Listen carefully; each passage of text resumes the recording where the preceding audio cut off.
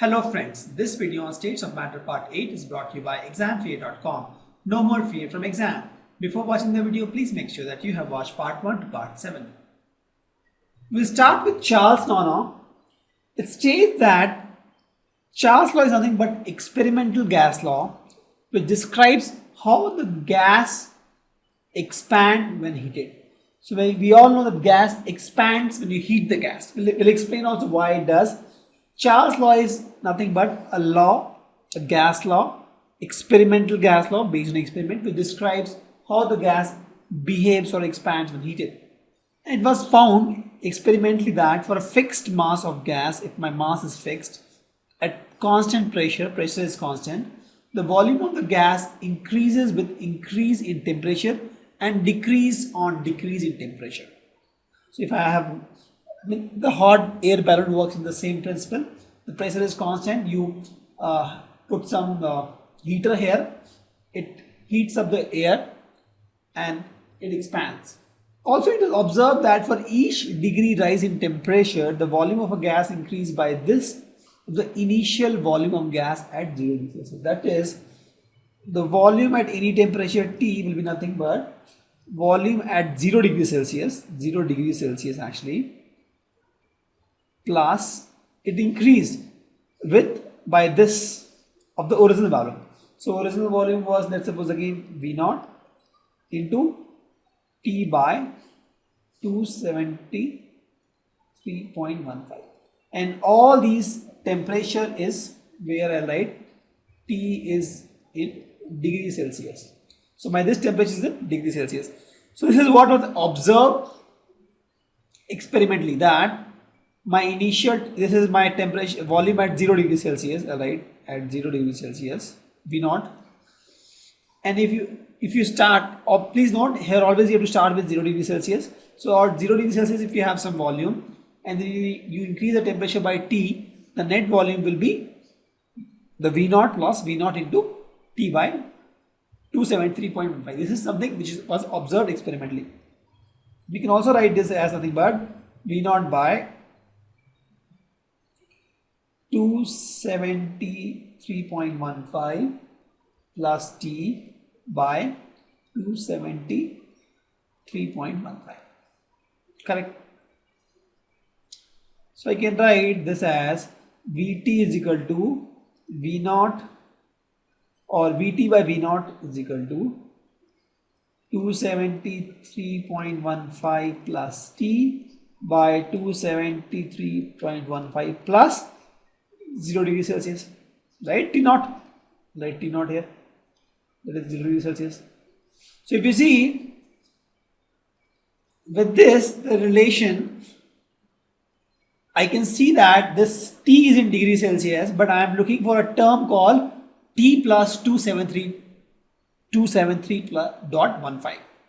Here also if you see, this is T0, that is 0 degrees Celsius, and I am looking for a term that is 273.15 plus T0, and that's why we got Kelvin. Kelvin was introduced actually. If you see, the new temperature scale called Kelvin was defined because of this experiment only. And note that when you solve the problem of the gas law, we use temperature in Kelvin. That takes care of this part, right? So temperature in Kelvin is nothing but 273.15 plus temperature in degrees Celsius. That is the relationship between Kelvin and degree Celsius. So for 0 degrees Celsius, it is 273.15 Kelvin.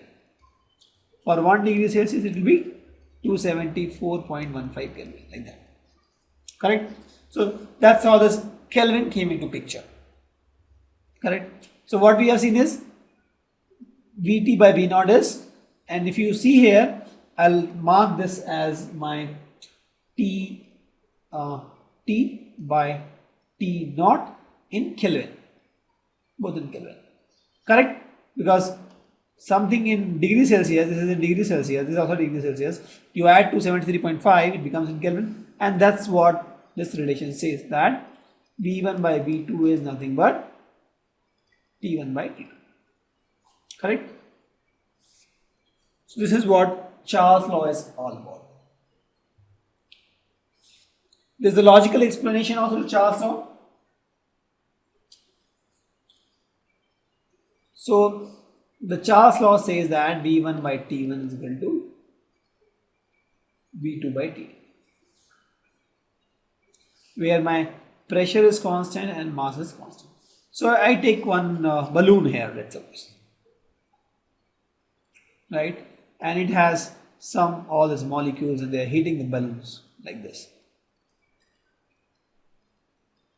heating the surface, right. Now what happens? The pressure is constant and the number of moles of the molecules of the number of molecules are same, it's constant. What if you heat it? If you heat this guy,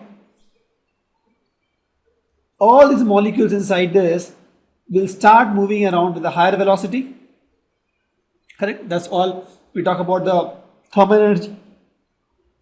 Since this molecule will start hitting in the higher energy, they'll hit harder.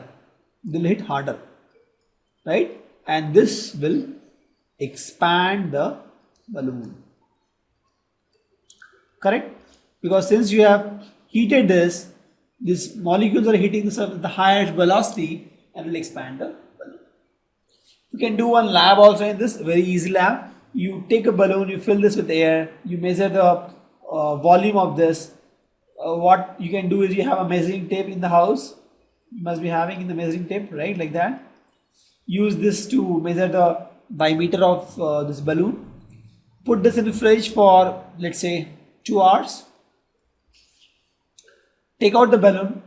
Now you will see the size will diminish. Why? Because the temperature has gone down, because when you have cooled it, and since the temperature has gone down, the volume will also go down. Correct? So volume is directly proportional to temperature. Let's take some Charles' law graphs. So in Charles' law, I told that volume is directly proportional to temperature, right? And my pressure is constant. Since my pressure is constant, the graph which we'll get is isobar, where the pressure is constant. So isobars are lines where pressure is constant. Pressure is equal to constant. So if you see here,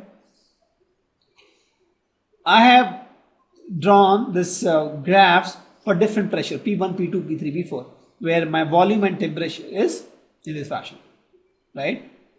So now if you see at minus 273.15 degrees Celsius, this is in Celsius, right? It is 0 Kelvin. At 0 Kelvin, my volume is 0. Right, that's how it is. If you see, volume is directly proportional to temperature. If my temperature is 0 in Kelvin, because this is temperature in Kelvin. So minus 273.15 degrees Celsius is 0 Kelvin. This Kelvin, the volume is almost 0. Right? As you increase the temperature, the volume goes up. And for different pressures, you see different volume graphs. Correct? And the lowest or hypothetical temperature at which the gas is supposed to have 0 volume is called absolute 0. So if you see, this is nothing but absolute 0. Correct? Minus 273.15 degrees Celsius or 0 Kelvin. And please note, all gas obeys Charles' law at low pressure and high temperature. Why? Because at low pressure and high temperature, your intermolecular force is almost nil. See, when I talk about pressure, I always talk about external pressure. Please note, I always talk about, example, I have a balloon, there is some pressure inside here also and some external pressure here. So I always talk about this external pressure. I don't talk about the pressure inside volume, right? So if you have a very low pressure and very high temperature, so in that case, the intermolecular force between these molecules are very low. Why? Because first thing is, since the temperature is high, they will be in random motion, very high motion, and since the external pressure is low, there won't be much interaction between the molecules, and that's what the ideal gas is. We say that the interaction between the molecules is very low, and so most of the gas behaves or follows these gas laws when they are at very low pressure and high temperature. We'll have some example on Charle's law. So the question says a ship, there is a ship here, it's sailing in a Pacific Ocean where the temperature is 23.4 degrees Celsius, and there is a balloon in this with 2-liter volume. This ship reaches the Indian Ocean where the temperature is 26.1 degrees Celsius. We have to find the new volume. So we know that volume is directly proportional to temperature, and this temperature has to be in Kelvin. So let's write V1, V2, T1, T2, right? This is my scenario 1, this is my scenario 2. So scenario 1, the volume was 2 liter. Scenario 2, volume is something which is unknown, so I'll make it V. Scenario 1, the temperature is 23.4 degrees Celsius, that is 23.4 plus 273.15 Kelvin, because as I told in the Charle's law we have to use Kelvin, not degree Celsius. The temperature 2 is 26.1 degrees Celsius, that is 26.1 plus 273.15 Kelvin. The relation I know, that is V1 by T1 is equal to V2 by T2. Correct? So I can say that V2 is nothing but V1 into T2 by T1. That is nothing but V1 is 2, T2 is what? This value 26.1 plus 273.15 Kelvin by T1, this one 23.4 plus 273.15 Kelvin, and this is in liter, right? So you solve this, you get 2.018, and the unit will be liter. Why? Because the Kelvin gets cancelled and you have liter remaining, and that is my answer. Very easy. Please note here the temperature is always in Kelvin. Temperature has to be in Kelvin for my gas laws questions. Thank you. Visit examfear.com to watch free educational videos, try free online tests, get the best quality study materials, study from the best tutors and mentors, and much more. Thanks once again.